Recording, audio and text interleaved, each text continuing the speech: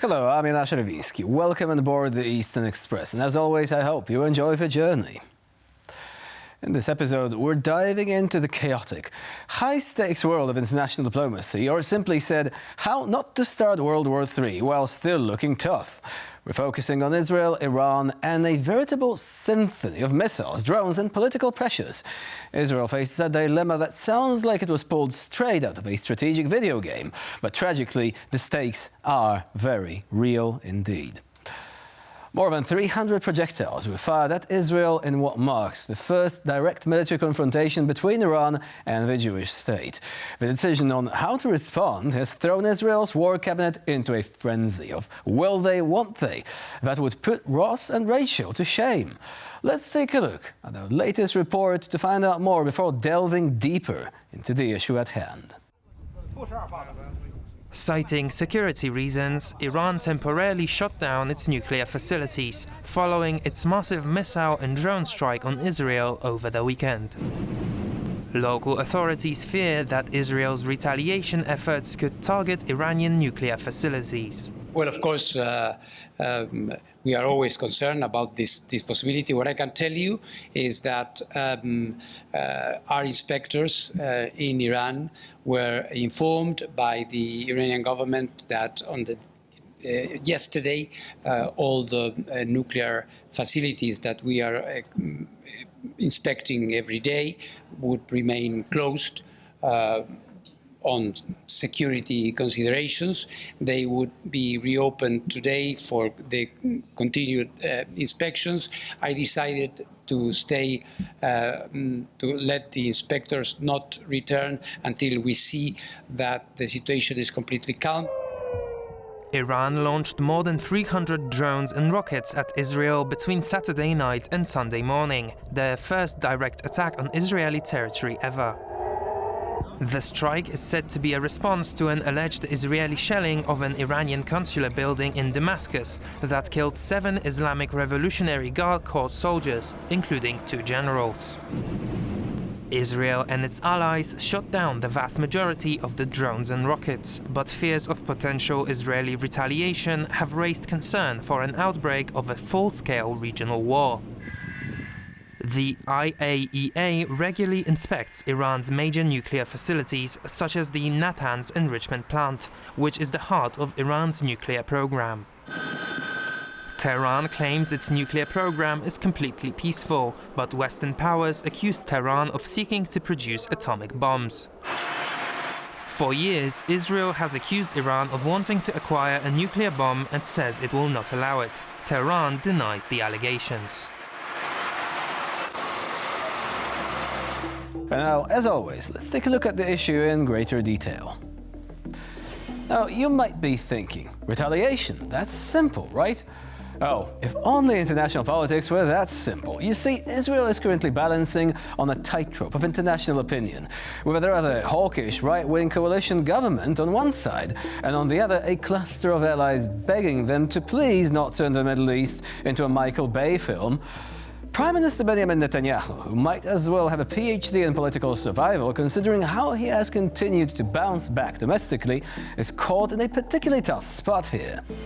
He is being tugged at by his right-wing coalition partners who want a show of strength, while also trying not to completely isolate Israel on the world stage.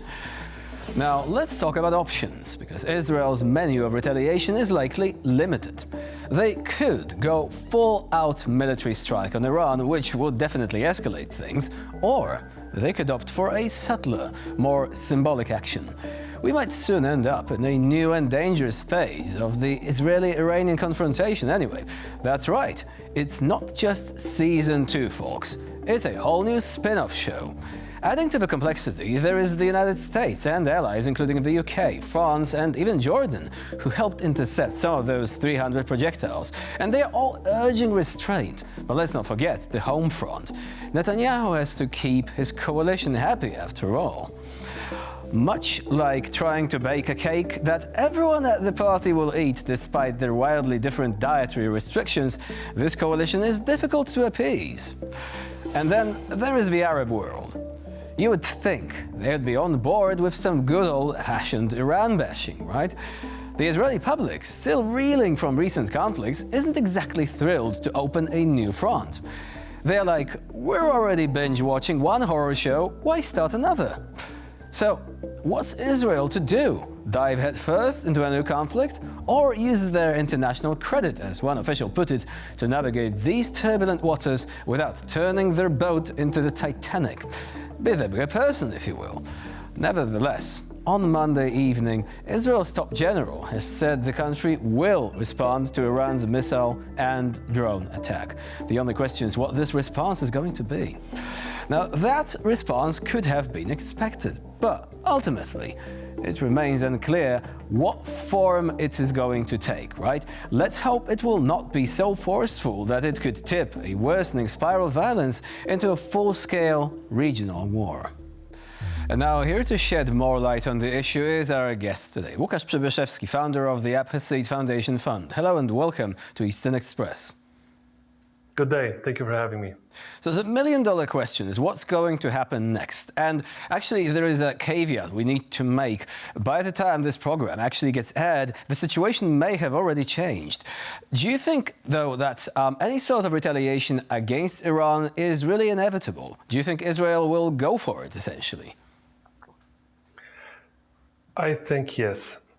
I think Israel will go for it because it seems that Israel wants most likely to achieve its long-term goal, which is a new security architecture in the region, meaning that it is some kind, one could say that it is a form of, so to say, blackmail, because if Israel retaliates now, then this will potentially, in the future, force the countries in the region, such as Saudi Arabia, United Arab Emirates, etc., to build together a collective security organization or partnership. We'll see how that what it could evolve, but that's Israel's aim, because Israel has to take into consideration that one day the US and other allies maybe just be too busy elsewhere, and they have to defend themselves with some friends in the region, right? So that's that. I think because of that, it is inevitable. Also, we see that it's not confirmed yet. We've seen pictures which show that the Dimona nuclear research center was probably attacked by Iranian missiles. Probably there is one possible hit, but the images are too fuzzy, too blurry to determine. And we don't know if that isn't another piece of disinformation. But if so, then it means that Iran really did also give sufficient reason for Israel to respond. So I think it is thus inevitable.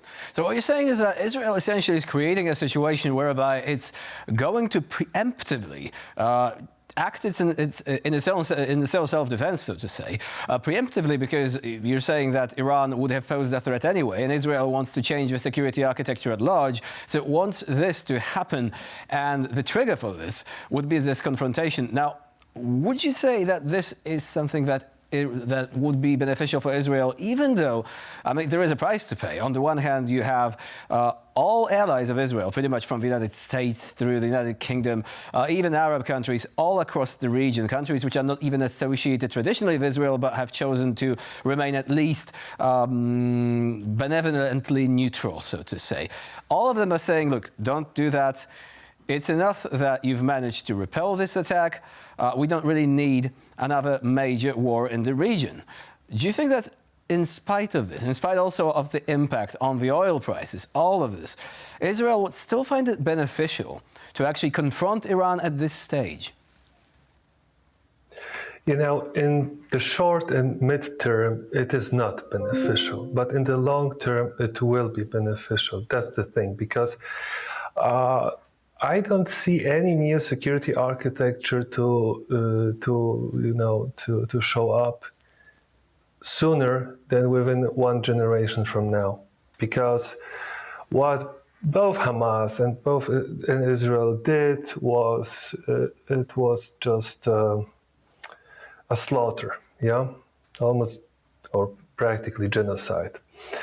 So basically, the societies in the Middle East would need some rest from this issue, yeah, from this tragedy, and so that's in this way it is beneficial for Israel. They will have something in the future for acting now. Of course, the countries in the region want them to stay put, yeah, in the meaning that they cannot retaliate too hard. But once the situation will start, if this will turn into a gravity well in which we all are falling, yeah, then most likely the regional states would also say it's enough, yeah, and most likely then the US would also just bang the table and say, come on, guys, we will not support this any longer. It's enough, yeah? Because this whole situation can be only solved once a global superpower, at least one, maybe more, will just stop this, yeah? But how would you think it would play out? I mean, there are many options here. Let's not forget also that Israel actually is in possession of nuclear weapons. So it's not a traditional situation by any stretch of the imagination. You don't normally see a non-nuclear country attacking a nuclear regional power. Now, this happened now, which brings me perhaps to another question. Would you say, because some people are actually saying exactly that this was a ritual exchange of blows, and there is going to be another chapter in something that's essentially prearranged? I mean that, Iran had to do something spectacular, yet relatively harmless. So do you think that perhaps there is an alternative option here? Israel responding in kind, doing something spectacular, but once again, not really getting to the bottom of things, not really destroying Iran's military or industrial capacity, simply making a point. And after all, after both of these countries have made their points, they may de-escalate. Do you think that this is an option still at this stage? Only to some degree. I'll explain. Basically, if Israel would not be supported by the Brits, by the US forces and Jordanian and to some degree French, to some degree Saudi intelligence, etc., the attack would be a severe blow to Israel. That's undisputable. And what Israel will most likely will now do, of course, it would also be a typical ritual blow, so to say, yeah? But we have to take into consideration that the states in the region, especially the military commanders, also observe how this whole conflict unfolds, right? So if they see that Israel cannot defend itself fully on its own, it needs allies. Good, he'll need us, that's fine. But Iran, in turn, if they will not be able to defend themselves, they will see, Iran is harmless, actually, because 99% of the missiles fired by Israeli aircraft reached their targets, yeah? So why do we actually have to support Israel? We don't need to be their allies. We can just postpone this whole discussion about a new security architecture, etc., into the future.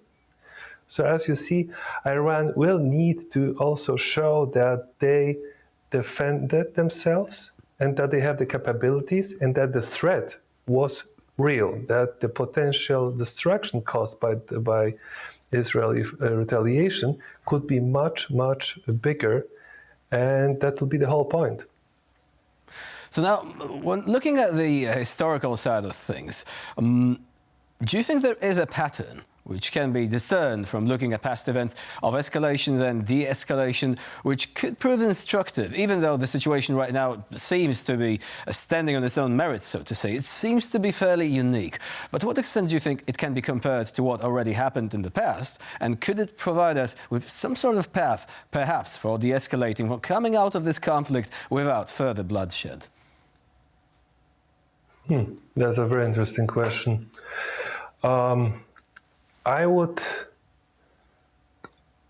The only thing that comes to my mind, I mean, when we talk about history, would be most likely the Persian-Roman Wars, but that's very far into the past. That's a totally different technological level. So closer, Iraq-Iranian war.